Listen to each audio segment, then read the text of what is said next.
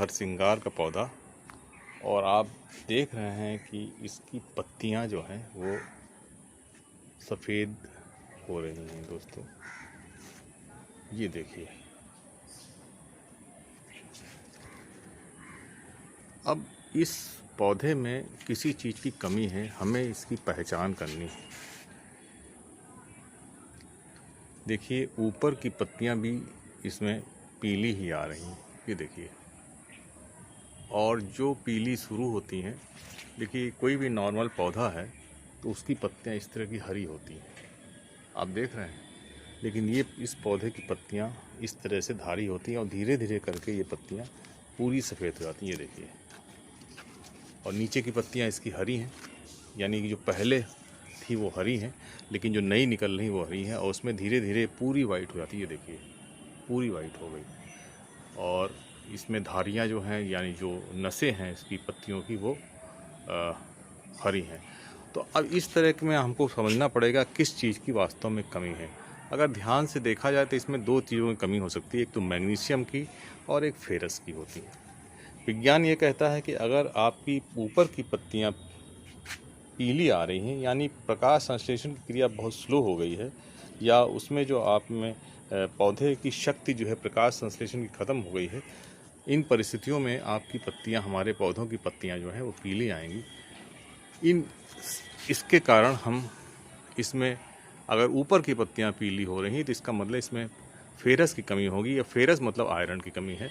तो एक तो ये तरीका है। लेकिन अगर आपकी ऊपर की पत्तियों के अलावा नीचे की पत्तियां पीली हो रही हैं और इस तरह की नसें उसमें दिखाई दे रही हरी हरी, और ऊपर की पत्तियां हरी आ रही हैं, तो इसका मतलब उसमें मैग्नीशियम की कमी है।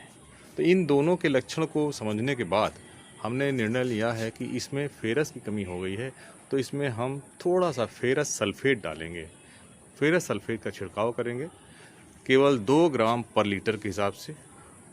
एक चीज़ और आपको ध्यान रखना पड़ेगा कि जब भी आप फेरस या आयरन का पौधों में कमी महसूस करें, तो अगर आप फेरस सल्फेट को ज़मीन में देंगे तो वो पूरी तरह से काम नहीं करेगा, क्योंकि पौधे एक फेरस को फेरस के रूप में लेते हैं, आयरन आयन के रूप में।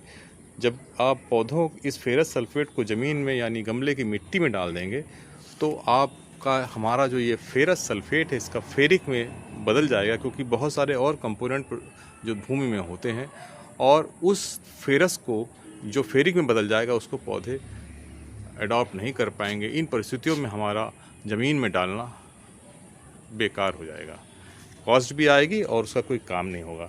तो आप ये समझ सकते हैं, विज्ञान की दृष्टि में हमें इसमें फेरस सल्फेट का छिड़काव करना पड़ेगा।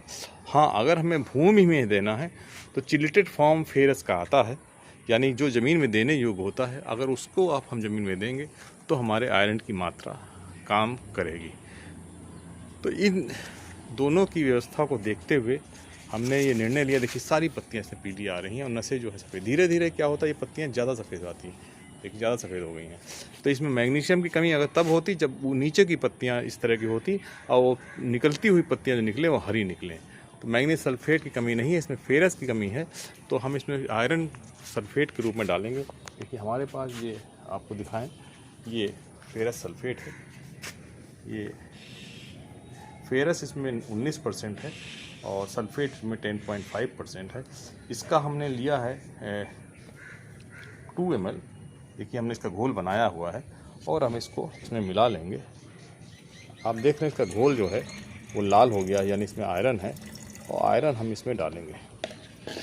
तो इसका छिड़काव करेंगे और 15 दिनों के बाद इसको पुनः तो हमें पौधों में वही चीज़ डालनी है जो कि उसको ज़रूरत हो। अगर हम, जैसे हमारे कुछ मित्र जो लोग खासकर यूट्यूब में, क्योंकि देखिए जब किसान लोग तो किसी प्रकार की गलती नहीं करते हैं, वो जो भी चीज़ डालते हैं वो यूट्यूब में देख कर नहीं डालते हैं। लेकिन हमारे जो मित्र हैं, जिन लोग किसानी नहीं करते हैं या केवल यूट्यूब का चैनल चला रहे हैं या थोड़ा सा जानकारी है, वो तरह तरह चीज़ें, कभी प्याज का छिलका और कभी चाय की पत्ती, कोई तो चॉकलेट भी खिला देता है पौधों को, और कभी कभी कोई इसमें ग्लूकोज भी खिला देता है। दोस्तों, इन सब चीज़ों को खिलाने से कोई फ़ायदा नहीं है, इन सब का कोई यूज़ नहीं है। जब तक वो पौधे एक्सेप्ट ना करें।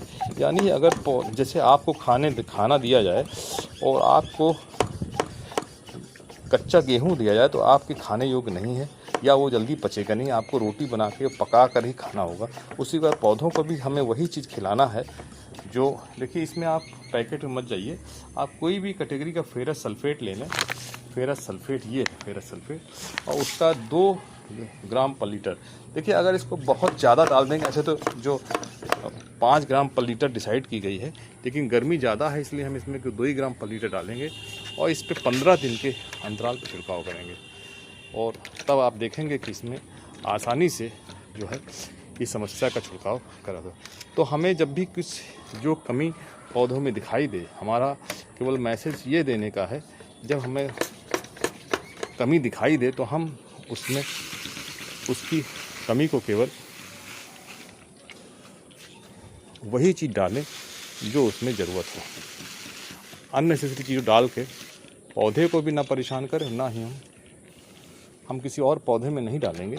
तो आप समझ गए कि हमको जब डालना है तो इसी पौधे में डालेंगे, और इतना ही डालेंगे जितना हमें ज़रूरत होगी, उसके अलावा हम नहीं डालेंगे।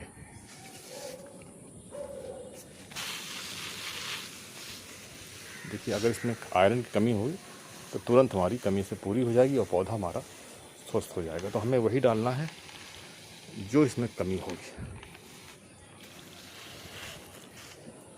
और जैसे हमारा ये भी है, इसमें भी देखिए पत्तियां हमारी पीली हो रही हैं, तो इसमें भी थोड़ा छिड़काव कर देंगे, फिर देखते हैं क्या होता है। और बाकी हमारे पास एक पौधा और है, वो देखिए इसमें भी जो पत्तियां निकल रही हैं, वो पत्तियां जो है सफ़ेद निकल रही हैं, तो हम इस पर भी थोड़ा केवल इन्हीं पेड़ों पर छिड़केंगे, बाकी किसी पे। तो आप देख रहे हैं कि हमें केवल अपने पौधों को वही चीज़ खिलानी है जिसकी उनको ज़रूरत है।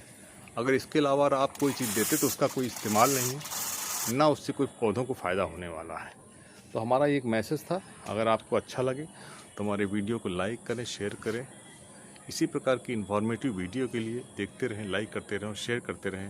राम की बगिया।